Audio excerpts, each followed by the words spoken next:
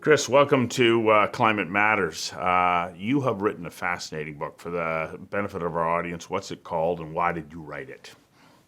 It's called The Plastics Paradox, and I wrote it because one day my kids came home from school. I have two daughters, and they came home and they've been taught things which I knew as a scientist were just lies. And I found that to be unacceptable.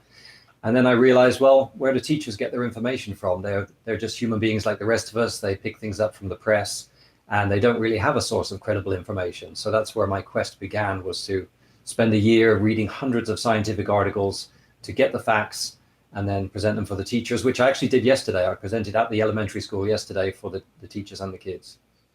Well, let's come to the reaction of that in a moment. But first of all, I want to establish your credentials. You're not just a scientist. You're a scientist that specialized in plastics for decades. So you know the plastics sector inside and out. Tell me a little bit about your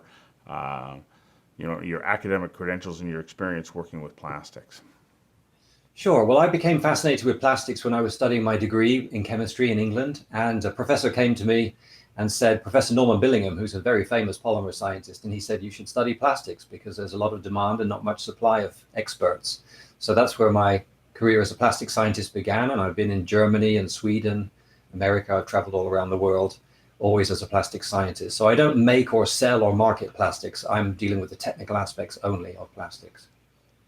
At the time that you entered the plastics sector, it wasn't viewed the way that it is right now. Right now, it's almost as though you say plastic and people go, oh, no, not plastic. We have to get rid of plastics. But to get rid of plastics would be catastrophic as far as our modern way of life, would it not? That's right. And that's really what the paradox is about. We know that paradox is where you have contradictory information. So the paradox is that we know we need plastics. We really can't live today's society and the way that we live today. We can't maintain that without plastics. And on the other hand, we're told that they're bad. So which one is it? They can't both really be true. They can't be good and bad at the same time. So the plastics paradox was to set about answering that question. Are plastics good or bad? What do we really know? Well, are they good or bad? They're good. If you look at all the science, they're good, and it's unequivocal. There's no way to argue with that. If you look at if the facts are what's important to you, there's no way to argue against it. Well, what makes plastics good? So the only way to know if something is green or not is to do a life cycle analysis, which is a lot of work, right? So LCA for short. And this is what I taught the kids yesterday. You look at what are the raw materials needed to make your plastic or wood or whatever else you're making. What are the raw materials? What's the manufacturing process? What kind of logistics are involved? Is it transported by plane or by train or by bus? How much gasoline goes into that? You look at the carbon dioxide emissions. You look at all the chemicals used. You even look at loss of life. Are people dying making this product? You add it all up and you work out how green is this material. And by using this method, which governments use it, Greenpeace uses it, it's the only accepted method in the world. By adding all these things up, you can compare wood and metal and glass and plastic and work out which is the greenest solution. And that's what people have done. So as a drinking container, let's say, which is, has been pointed out to me as one of the leading causes of plastic garbage, more than almost anything else, especially when you look in developing countries around the world where they don't have access to clean water. They're getting bottled plastic water. And we see these piles of garbage. Are you saying that even that is better than the alternative? I would say a lot of plastic bottles are not needed in the first place. So I'm not one to say that we should all be buying plastic bottles. My children at school learn needs versus wants, right? You need a glass of water, but you want a bottle of pop, right? You don't need the soda and you don't need the bottle either. So I would say a lot of this is to do with not taking things you don't need in the first place. But if you do need something, often you need, like you said, sanitary water in an area. So should it be in paper or should it be in plastic? When you do the life cycle analysis, comparing those, if you compare plastic bottle to a glass bottle to an aluminum can, the PET bottle wins every time, and it's by a wide margin. Can you define PET bottle? I know that I read it in your book. Yeah, so like a regular soda bottle that you see, like a Coke bottle or a bottle of water that you buy in the supermarket, that's a PET bottle. It's made of polyethylene terephthalate. That's the proper name, but that's too long for people to say and impossible to spell. So people call it PET instead. So when you buy that bottle versus a glass bottle, what does the life cycle analysis say of that plastic bottle for, a bottle of soda? Well, I have information in my book with the exact numbers, so I would refer to people to the book or my website for exact numbers. But basically, if you're going from a plastic bottle to an aluminium can, you might be using double the energy, creating double the waste, and double the CO2 as well for global warming. If you look at glass, it's much worse. Glass creates a huge amount more waste. And people will, of course, tell you glass is recyclable. But even if you're a kid, you can realize to recycle glass, you have to heat it up. It's like molten lava, right? You have to heat it up to thousands of degrees to melt glass and recycle it. To melt plastics, you only need a couple hundred degrees. So that's one of the main reasons why glass is greener. You can process it at much lower temperatures than you can mean metal. plastic is greener? You just said glass is greener. Yeah, sorry. Plastic is greener because it processes at a couple hundred degrees, whereas metal and glass, you need much higher temperatures to melt them. So that's a contributing factor. Okay, but when I use post-consumer glass versus post-consumer plastic, is it not easier to have a blend of post-consumer glass than it is post-consumer plastic? I think that's probably true. It's probably easier, but it's not green. So there are two things here, right? People are saying what is easiest and what is actually green. We should first look at what's green. That's what I do in the book. I look first at what is the science, what do we know is greenest, and then how do we make sure that we use that material. Today, we're doing it the other way around. We're saying we collect and recycle glass and aluminum, and therefore we should use that. And you're like, well, no, we shouldn't be encouraging the use of less green materials just because we're used to recycling them. That's doing things exactly backwards, in my opinion. In your book, you talk about the example in Sweden where they started to say, okay, well, we're going to gather up glass from everywhere and we're recycling it. Look at how good we are. And you started to do this life cycle analysis of recycling glass in Sweden. What did you find? That was actually the first time I heard about life cycle analysis back in the 90s. A friend of mine called Bengt, who worked for a big pharmaceutical company, told me that when you do the life cycle analysis, you're better off going to the beach and getting fresh sand and making glass that way. Because in Sweden, they collect all the glass together, they truck it to Norway, where they then melt it at thousands of degrees, and then send it back again. And by the time you've put in all those trucking costs and all of the melting and everything, it's just not friendly to collect glass and recycle it. So everyone in Sweden was feeling great that they were really ahead of the curve and they're doing the right thing for the environment. But in reality, they were harming the environment by not doing the greenest thing. And that's why life cycle analysis is so important. If you don't start off with the facts, you end up harming the environment instead of helping it. Is that your big concern, that people are making decisions that are ill-informed, and in doing so, they're actually harming the very environment that they're seeking to protect? That's the irony. The people who care the most are doing the most harm because they're really vociferous. They're out there voting, they're asking for change, they're shouting at the top of their lungs, and they're demanding the wrong things. The people who really care are demanding changes which are certain to harm the environment. There's absolutely no question. And politicians are listening, companies are listening, and we're harming the environment because no one spent the time to go get the facts. Well, right now here in Vancouver, there's been a tremendous amount of focus on single-use plastics, namely drinking straws. And they're banning them, but they're being replaced by paper straws, which I find are challenging because it's hard to get through one drink and have the straw survive. I know, I'm totally with you on that. People of our age remember why we don't use paper straws anymore, because they're no good. You can barely use them for one drink, and they're not as green as the plastic straws. My daughter used the same plastic straw every day for 3 months. She rinsed it and she used it in her drinking water at nighttime for 3 months. It was as good as new. So just because something's called single use or thought of as single use doesn't mean we have to throw it away after one use.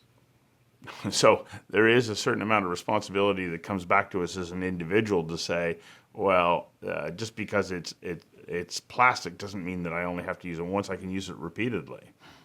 That's right. I mean, people don't really want the responsibility. They always want to blame something else. That's in human nature. The last thing we want to do is blame ourselves. We drive our car into a tree and blame the tree. Everyone does it, right? I'm not immune from that. But if we really want to make progress, we have to place the blame correctly so that we can find the right solutions.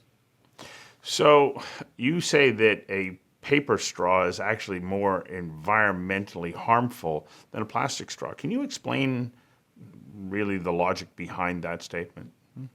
Well, here's an interesting thing. If you start with trees, usually wood is greener than plastic, right? It's the only thing I found that's consistently greener than plastic.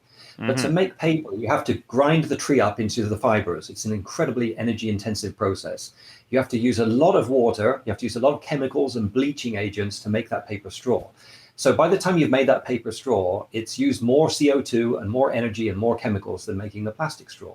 And you've also got a straw that weighs twice as much. So when that paper straw is done after one drink, it weighs 2 grams. The plastic straw can be used 100 times and it weighs 1 gram. It is far, far more beneficial to the environment to use a plastic straw. Or if you really care, don't take a straw. If you don't have special needs, nobody needs a straw, right? Just don't take one. It's as simple as that. I don't know what this obsession about straws is all about because they really make no difference. If you look at the litter statistics, they're almost insignificant. So when I go to the grocery store these days now, they ask me if I have my own bag, and if not, they're going to charge me a penny or two for a plastic bag. And I think, well, how fortunate for you that you're now able to charge for that bag that you used to give away for free. And I Yeah, find that I keep those bags and I use them, well, I'm still using ones from last year. I've probably used them 30 or 40 times. right. I was uh, you know, led to believe that I'd be much better off using paper, but I find that the paper bag doesn't hold up the same. And in reading your book, I see that there's a whole bunch of other issues that basically say when you go to the supermarket and they ask you if you want paper or plastic, you're better off picking plastic. How come? That's right. So, one easy thing to do if you haven't got, first of all, life cycle analyses have been done on plastic bags. It's one of the most studied things I've ever found. So, I found about 10 studies, they're all on my website, in Denmark, in Sweden, in Canada, more than one in America. Every life cycle analysis ever done says that paper is worse than plastic. It's absolutely clear, and cotton's far worse than plastic. There is no argument anywhere about it. So, you should always pick the plastic bag because it's the best thing for the environment. Another thing you can do if you don't have a life cycle analysis in front of you is just weigh them.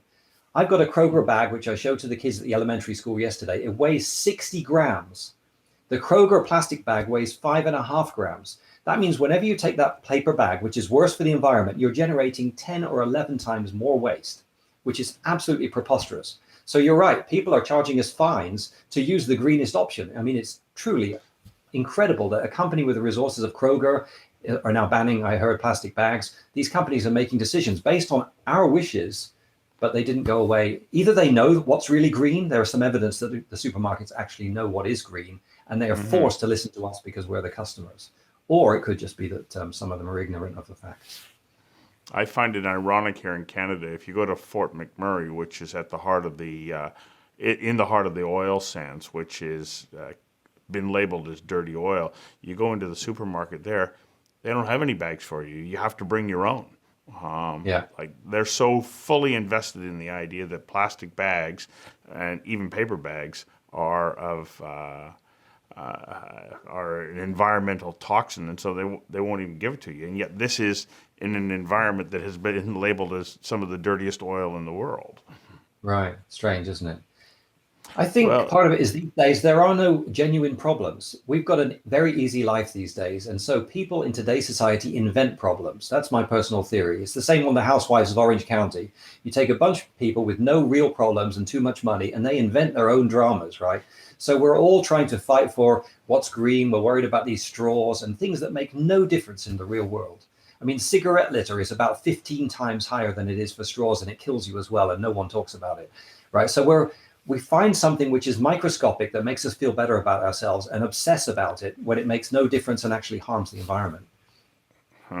one of the most interesting things that I read that really validates what you say in your book was about how the Bank of Canada and the Bank of England, for example, have demonstrated that the lowest environmental impact for the printing of money is to use plastic money. Right. In that case, paper and plastic come out pretty similar per bill, but the plastic note lasts about 3 times longer than the paper one. So these people don't realize, people in America don't realize that plastic banknotes have been around in the world since the 80s. They're standard currency in Australia, and several other countries have plastic notes because they're almost impossible to tear and they last a long time, and it's easier to put good counterfeiting measures into them compared to paper. So there's a lot of plastic banknotes out there all around the world. So one of the other elements that people say, yes, but okay, this may be the case, but once you put the plastic into a landfill or it gets discarded somewhere else, it deteriorates at a rate that is so incredibly slow that it is pollution that will last for generations. Is there truth in that claim?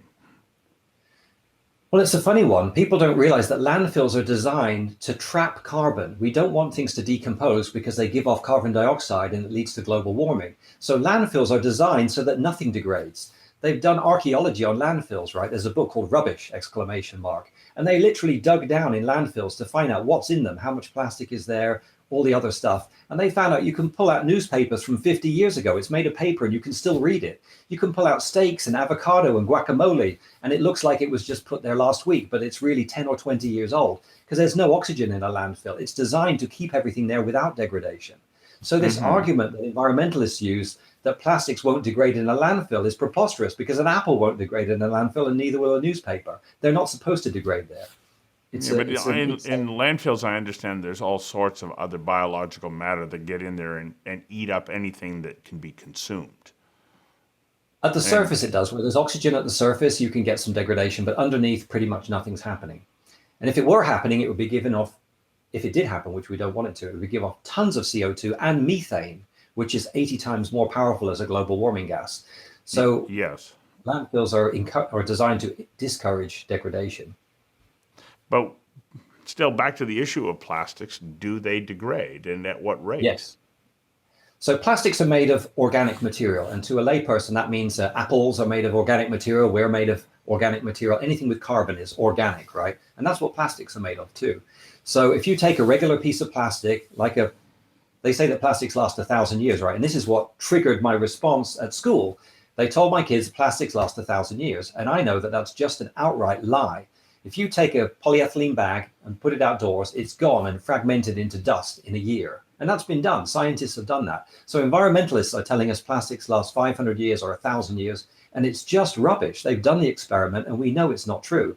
In fact, plastics, unless you add stabilizers to protect them, just fall to pieces in front of your eyes. Polypropylene is another common plastic, and that will fall to pieces at room temperature in 1 year, less than 1 year. So the two most common plastics on the planet are both able to fall to pieces in less than a year unless you specifically put in chemicals to protect them. That is how unstable they are. And yet these environmentalists are telling us that they last 1,000 years. I made a joke in my book. Go to Lowe's or Home Depot and ask for a piece of plastic with a 1,000-year guarantee, and they will laugh their socks off.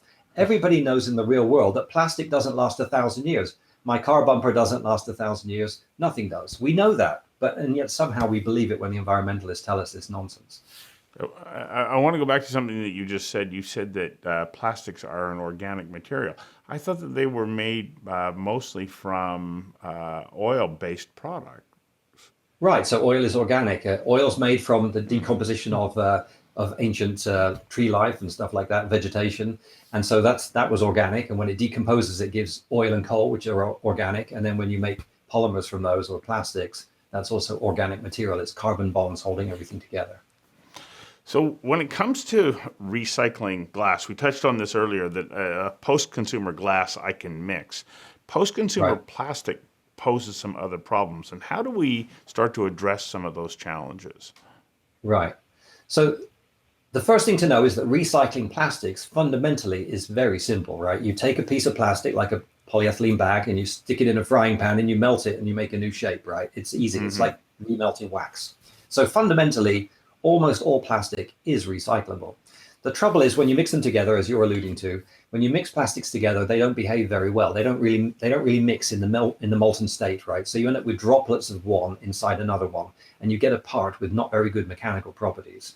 So that's a problem. A big thing is down to how well you can sort those plastics. You need to sort the polyethylene into one pile, the polypropylene into another pile, and the PET into another pile, and melt them together with each other, rather than just blending them. And that's a challenge, but it's a challenge which has been overcome in most countries. America's way behind on this. We only have about 9% recycling of plastics. In Europe, the number's 50% on average and up to 75% in some countries. So this is something which is easily done, and it is done, but America's chosen not to invest in the infrastructure to do it. Well, I was at Globe 2020 a couple of weeks ago here in Vancouver and was looking at some of the innovations that are coming in the plastic sector. And it's clear that there are, I guess, polymers or identifiers, identifying molecules that are about to Right. be added to plastics so that when they go into recycling, it makes it much easier to sort that and ensure that the plastics are then bundled together appropriately to make recycling easier. Right. And so you go, I look at that and I think, okay, this is innovation at work. Do you see this being really viable so that we can take those post-consumer plastics and truly make them so that they re-enter and either complement or supplement a big part of the virgin plastic production? Absolutely. Many regions use up to 50% or even more of recycled plastic. So it can be done, and it is being done on a huge scale all around the world, just not in America. Well, So I we're understand in behind that. Brazil. I understand in Brazil, they've been doing this for quite some time. Right. And in Europe, as I said, the average is 50% and we're at 9%. So this is something I ask myself as a scientist. People will ask me something and I'll look around the world and say, is this done anywhere? Right? Is there anywhere that's made this work? And if the answer is yes, then you say, hey, there's no fundamental reason we can't be doing this because it's already been proven. You have to share the story from your book where you talk about sitting on an airplane looking at the computer of the woman who's sitting next to you with the little sign. What was it? A world without plastic or something? Or what was she I think it said, endeavoring to do? yeah, she was taking a nap and she had this sticker on her laptop and it said, rise above plastics, right? And I thought it's so funny because the sticker was plastic, the adhesive was plastic, the laptop was plastic, and her shoes were plastic. They're made of nylon, right? Her backpack was a nylon backpack. She had on polyurethane insoles in her shoe, like the cushioning in your shoes was polyurethane. If I looked at the whole of her, the only thing I could see that wasn't plastic was a cotton jacket. And so it was just ironic. She's sitting there. She had been editing some footage shot on a plastic GoPro. She was editing it on her plastic laptop. It was just insane, right? Almost everything that made her life what it was made of plastic. And yet she had this silly sticker that said rise above plastics. And I thought, how naive, right? These people don't even realize they'd be living in a cave if it weren't for plastics. Well, that shows how ubiquitous plastic is in our life. Right. It's everywhere. The wiring that is carrying the electronic signal from the camera to the computer for us to be able to conduct this interview couldn't happen without it being wrapped in a plastic sheathing, and that's just one Right. example. And then I know, there's fresh water yeah, through plastic pipes. That's another big one. medical grade plastics. Plastic has become a big part of our lives, and so it seems like it's something easy to push back against. But if we push too hard and make the wrong decisions, the consequences could be quite severe. Yeah. Well, I don't think everyone's sincere in their wish against plastic, right? There's a tendency of human beings to go with the mob, right? So everybody's out there virtue signaling. They're all shouting, "Let's down with plastics. Let's be good for the environment." But they don't really mean it. Nobody wants to give up their phone. Nobody wants to give up having electricity in their houses. Nobody wants to give up medicines and medical equipment and all of the other things that keep us alive, which are all made, or our cars, which are made of plastic. Nobody would give up any of that stuff. A lot of this is people out there virtue signaling, shouting to make themselves look like a good person, when in fact they have nothing against plastics at all. So there are some people who are truly against plastics, and if those people really were sincere in their beliefs, they'd be off living in a cave somewhere with no running water and no electricity. But these people are not living in a cave. They're typing on their plastic laptops, telling us what great people they are and how they want to get rid of plastics. And I'm like, well, if that were true, you wouldn't be typing anything on the internet because you'd be sitting in a cave with a campfire in front of you. So you went to your daughter's school and made a presentation. How was it received? It was terrific. And I have to give credit to the teachers, right? Because I'm also telling them something which is the opposite of what they believe. So I really have a lot of respect for them for inviting in an external expert who's just spent a year reading hundreds of scientific articles to uncover the truth. And the children were fascinated. I gave one example, right? Because these are children, right? So there's less graphs and more cartoons and graphics. I had a picture of a guy who had driven his car into a tree, right? So there's a tree and there's the car and there's the guy. And I said, okay, who's to blame? Put your hand up if you think the tree is to blame for this accident. Nobody puts their hand up. And I said, put your hand up if you think the car drove itself into the tree. And a few kids put their hands up. And then I say, and who thinks it was the person's fault? And all the kids put their hands up. And I go, that's right. It's the same with litter. people want to blame the car or the tree. It's human nature, but litter is caused by people. There are tons of studies to prove that, and there's no other explanation. It's all down to human behavior. Blaming a candy wrapper for jumping onto the floor, or if you think a PET bottle grew flippers and flew into the ocean and started swimming, then that's beyond naive, and it's not productive. You touch on one other thing in your book. You say the only thing that's worse than single use is zero use. What do you mean by that?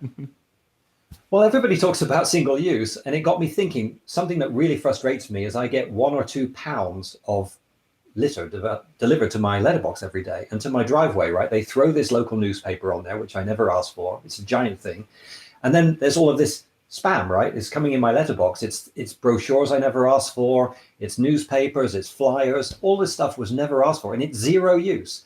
It's pounds of it every day, and it goes directly in the trash can without ever being looked at. It's literally zero use. So if you look at waste, paper and cardboard is double the amount of plastic, right? So everyone's obsessed by single-use plastic, and what they should be obsessed by is zero-use paper. This is paper which is delivered to your door, and you throw it right in the trash can without even glancing at it. And it's double the amount of all the plastic waste. So, and no one's talking about it. It's like the world's biggest sleight of hand or deception. People are focused on straws that make no difference. They're focused on the wrong materials. They're focused on single use when they should be talking about zero use. And it kind of boggles my mind that people have missed what's truly important. Well, I like your perspective. You're saying don't be wasteful. Don't use something if you don't need to. If you have it, reuse it where possible. That's right. That we as individuals play a role in protecting the environment. We have to protect this environment. It's the only home that we have. I think it was French President Macron who said there is no planet B. Yes, we have to look after Mother Nature. She's looked after us. We've got to look after her. But let's do so armed with the appropriate information. And that clearly seems to be what you're doing, but I sometimes wonder whether or not you're shouting into a wind tunnel. You know what? I don't mind. If I've done my best, if I spent a year of my life, people criticize me sometimes. They're like, well, you're a plastics guy. You're going to defend plastics. And if you read the book, it's not a defense of plastics. It's a presentation of the facts. When plastics win or when they don't win. As I said, wood often comes out on top. But I don't mind, because I will have spent a year of my life reading hundreds of articles, and I will have made this book, and I would have made it available to everybody who cares. I'm going to make a video for school children to watch. I'm going to make sure that people who do care, and even if it's a minority, even if it's 2 or 3% or 5% of people who actually care enough to read the facts, I will have done my best and I'll feel good about it. I'm not naive enough to think I'm going to change everyone's mind. A lot of these people are, they're just not interested in facts. They've decided that they're more righteous than everyone else, and they're going to do X, Y, and Z irrespective of the facts. But I do find it ironic that the people who think themselves most virtuous are too lazy to actually check the facts before they go and act. So that's the irony of it. Some of these people who are most passionate and feel that they're most virtuous are doing the most harm. Well, we frequently make decisions to make us feel good, but we're unaware of the unintended consequences. That's right. That's right. It's unfortunate, but that's human nature. So for somebody who is interested, where can they get a copy of your book? It's not available yet. It'll be out in about 2 or 3 weeks. It'll be on Amazon. And at some point, I'm going to make it available for free, because books are not about making money. Books are about getting information in front of people. And that's what especially this book is about. So at some point, I'm going to make it free for everybody, because it's about getting good information in front of people and making a difference. It's not about selling books. Well, thank you for clearing up some of my misunderstanding about plastic, because I have to admit that I started thinking, okay, anything I can do to move away from plastics, I'm willing to do so. Not that I'm necessarily going to go rush out and say, good, now I can do whatever I want with plastic. No, responsible use is still important, but it's valuable to know that if somebody decides that they're going to sneer at me for using plastic, I can say to them, well, you better check your facts before you get too virtuous about this. Exactly. I say every time I go to Kroger, they say paper or plastic, and I say plastic, please. It's better for the environment. Unfortunately, Kroger are banning plastic bags, and I can't get in touch with their CEO, or I'd show him these 10 life cycle analysis proving that he's making the wrong choice. I'm not familiar with who that company is because they're not here in Vancouver, but I'm gathering they're a grocery store That's right. chain. Big supermarket chain. Exactly. Well, There's one other thing I'd like to say. Yeah.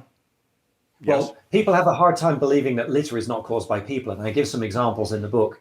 And the most powerful one is this, right? They print a lot of plastic banknotes per year, about 8 billion per year. So that's one for every person in the world per year printed in plastic. How many do you see when you go on holiday? How many do you see washing up on the beaches? How many plastic banknotes do you find jamming up our rivers? If you go for a walk, do you find these plastic banknotes in front of you? There's one printed per person per year for the last 30 years, and I've never seen one in my whole life. So this is a piece of plastic that's extremely small, easy to lose, and I've never seen one in my whole life as litter. And that is a proof that it's people that cause litter, not plastics. It's the same with credit cards. Every American has 2.5 credit cards. I've never seen one in my whole life on the ground because it's small, it's plastic, it's easy to lose. And surprise, when it's worth something, nobody loses them. And that's another proof that plastic is not causing litter, it's people. Well, you drop a banknote, it's not going to stay there for very long. Somebody else is going to pick it up. That's right. And same with the credit card. Yeah, I have found both on the ground and I picked them up. That's right. I call it self-tidying plastic. Yeah. Well, maybe that is the answer, that we give a greater value to that garbage, but then we drive up the cost of use. It's a very, very tricky balance to find, but it's a valid point to say when money's made out of plastic, it's not going into the litter cycle. Well, in Norway, they do put a use on it. They have a deposit scheme for their plastic bottles, their PET bottles. They have a small deposit. They get 97% return, and each bottle is recycled 12 times. So yes. your idea is exactly right. Fines are the wrong idea. Bans are the wrong idea. But putting a value on that piece of plastic means that you get them all back, you can recycle them, and the whole system works. And that's proven in Germany and in Norway. And here in British Columbia as well.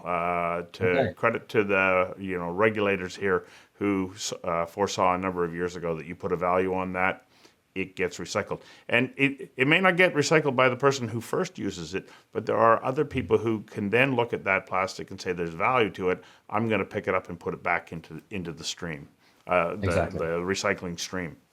Yeah. Perfect. Yeah, that really works. Wonderful. Thank you, Chris. Thanks, you. I appreciate your time.